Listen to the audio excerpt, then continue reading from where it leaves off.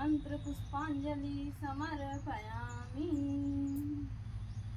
ओम गुरुर्ब्रह्मा गुरुर्विष्णु गुरुर्देवो महेश्वरा गुरुर्साक्षात्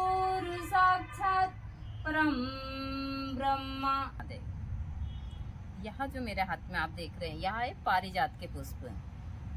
जिस इंसान को बहुत क्रोध आता हो, वह इंसान यदि पारिजात का यहाँ जो फूल है, इन फूल का तिलक चंदन के साथ लगाता है तो उसको अपने गुस्से पर कंट्रोल करने की जबरदस्त क्षमता मिलती है।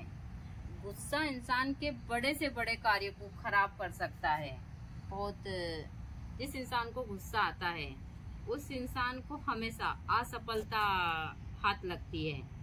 इसलिए आप यह जो छोटे छोटे से प्रकृति के प्रयोग हैं, इनको कर कर अपने जीवन को सुखी बना सकते हैं। यहाँ पारिजात के पुष्प, इसको परियों के पुष्प भी बोलते हैं, हार श्रृंगार के पुष्प बोलते हैं। इसका तिलक स्वयं ही आकर्षण का केंद्र होता है। जो इंसान इसका प्रतिदिन तिलक लगाता है, कहते हैं उसका भाग्य उदय हो जाता है। ऐसी बहुत सारी वनस्पतियां हैं हमारे प्रकृति में कि आप लोगों को यहाँ स्वतः ही बहुत सारी चीजों में सहयोग करती है यदि आप सही तरीके से इनका प्रयोग करते हैं। और घर के बड़े सदस्य को जरूर तिलक लगाना चाहिए ताकि वह अपने घर को कंट्रोल करने की क्षमता रखे। जब घर का मुखिया तिलक लगाता, कहते हैं कि घर की नींव मजबूत होती है तो पूरा घर मजबूती से चलता है। इसलिए घर के बड़े सदस्य को तिलक लगाना चाहिए। और फिर आप इस पारिजात के पुष्प का तिलक लगाते हैं तो इस तिलक की बात ही कुछ और होती है। बड़े बड़े ऋषि महात्मा इसी का ही तिलक लगाते हैं।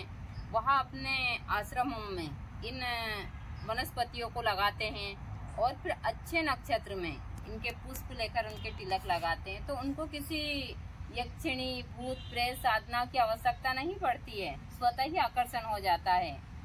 जब लोग बाग कहते हैं कि उनके पास तो हजारों की भीड़ जुटती है, बहुत सारी चीजें हैं, उनके चेहरे के अंदर एक क्रांति है, तो वह इन वनस्पतियों से ही आती है। जितने भी ऋषि महात्मा के अंदर जो क्रांतियां आती है, उनके चेहरे के ऊपर जो आभा होती है, वह इन वनस्पतियों के प्रभाव से होती है। उनको पता है कि उनको कौन सी चीज कहाँ इस्तेमाल करनी है।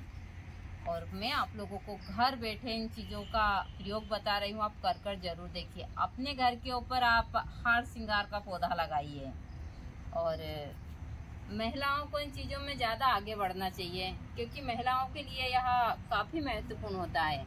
यदि महिलाएं इस पुष्प को प्रतिदिन चेहरे पर लगाती है तो उनको इस महंगी महंगी क्रीम की आवश्यकता नहीं पड़ती है। मैं अपने चेहरे के ऊपर इसको लगाती हूँ।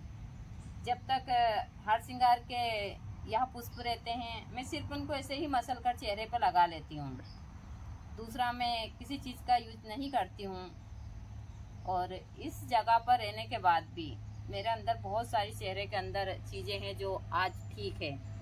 इस उम्र में भी मैं ठीक ठाक हूँ। मैं खास देखभाल नहीं करती हूँ, कभी मैं बाजार की चीजें इस्तेमाल नहीं करती हूँ। तो मैं इन्हीं चीजों का प्रयोग करती हूँ। और यहाँ भी बहुत कम ही करती हूँ। जब गुरुजी थे तब तो मैं काफी करती थी, लेकिन अब तो बहुत कम करती हूँ। तो यहाँ हार श्रृंगार का जो पुष्प है, पारिजात के पुष्प का आप तिलक जरूर बनाइएगा। और पूरा ब्लॉग का विस्तार से देखते हैं तो काफ़ी चीज़ों का पता चलता है। तो ब्लॉग और भी देखिए। मैंने अपनी जो भी आश्रम की छोटी छोटी चीज़ें शेयर की हैं, जो मेरी सुबह से शाम तक की जो सारी क्रियाएं होती है वहाँ मैं शेयर, सुबह तक मैं 12 बजे तक की ही करती हूँ। तो पूरा ब्लॉग देखकर आप इन सारी जानकारियों की लाभ जरूर उठाइएगा।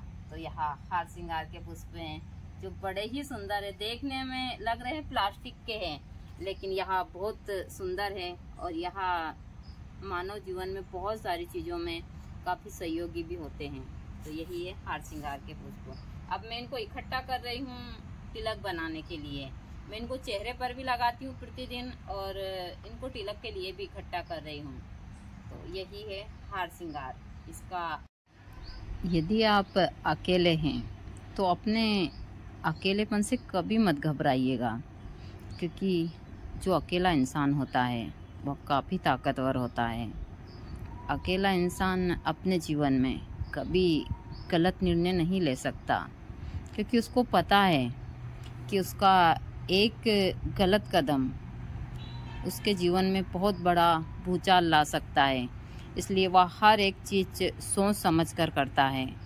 वह पहले गहराई से उन चीज़ों को सोचता है कि मैं जो कार्य करने जा रहा हूँ इससे मेरे परिवार को या मुझको नुकसान होगा या नहीं होगा।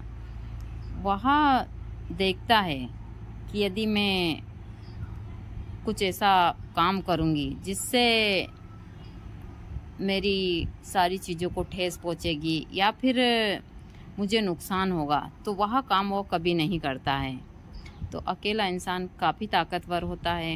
इंसान को अकेलेपन से डरना नहीं चाहिए और अकेलेपन को अपनी ताकत बनाना चाहिए, क्योंकि अकेला इंसान जब भी कोई निर्णय लेता है वह सही निर्णय लेता है और सही दिशा में काम करता है।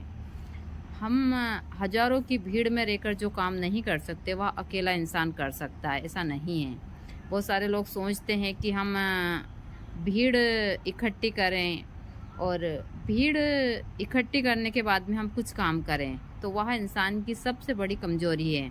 हाँ, हमको भीड़ जब इकट्ठी करनी चाहिए जब हम इतने सक्षम हो जाएं, हम उस भीड़ को कंट्रोल करने की पूरी क्षमता रखते हो, तो हमको उस भीड़ को इकट्ठा करना चाहिए और उस भीड़ से हम जनहित का कार्य करवा सकें, ना कि हम उस भीड़ से झूठी वाह हासिल करें या फिर झूठी चीज़ें शान शौकत के लिए हम भीड़ इकट्ठी करें। नहीं, तो मैं हमेशा बोलती हूँ कि जीवन में जब भी यदि आपको ईश्वर इसके लिए चुनता है कि आपको अकेला रहना है, तो फिर आप जीवन में कभी किसी का साथ मत ढूंढिए, सिर्फ ईश्वर के अलावा। अब अकेले रहिए। ओम या देवी सर्वभूतेषु मां काली रूपेण संस्थितां नमस्तस्यै नमस्तस्यै नमस्तस्यै नमो नमः। ओम सर्वमंगल मांगल्ये शिवे सर्वार्थ साधिके शरण्ये त्र्यंबके गौरी नारायणी नमस्तुते नारायणी नमस्तुते। ओम या देवी सर्वभूतेषु मां काली रूपेण संस्थितां नमस्तस्यै नमस्तस्यै नमस्तस्यै नमो नमः। ओम या देवी सर्वभूतेषु मां सरस्वती रूपेण संस्थितां नमस्तस्यै नमस्तस्यै नमस्तस्यै नमो नमः। ओम क्रीं कालिकाय नमः। ओम क्रीं कालिकाय नमो नमः।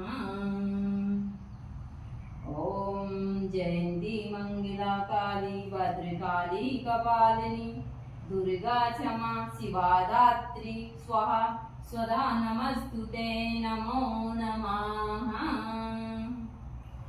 ओम या देवी सर्वभूतेषु मां काली रूपेण संस्थितां नमस्तस्यै नमस्तस्यै नमो नमः।